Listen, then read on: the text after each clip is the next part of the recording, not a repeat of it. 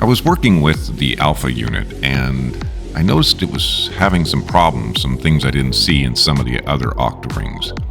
So I did some testing and let me show you what I found. This is very useful for a technician working on the Octoring. The St. Helens unit that I sent off to the University of Berkeley was running a lot better, and I had used a DC controller. So I put that DC controller on the alpha unit expecting it to perform better.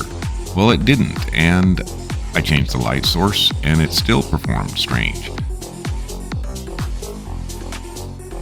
Two things that stood out to me in the data was shifting of data and noise in the form of tears and peaks.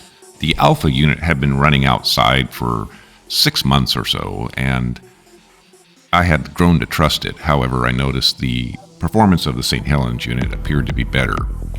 So I changed the current control LED light source, and it didn't get that much better.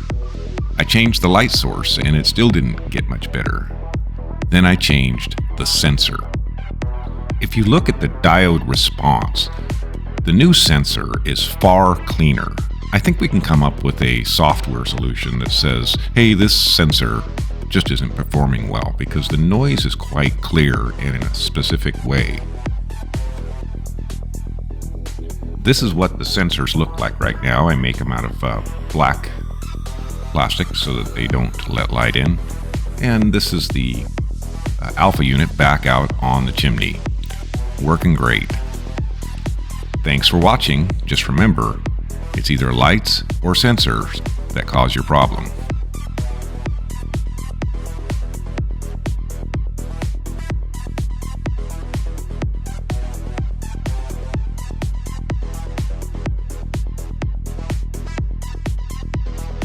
Smokeless Chimney, www.smokelesschimney.com, Facebook, Reddit, and YouTube.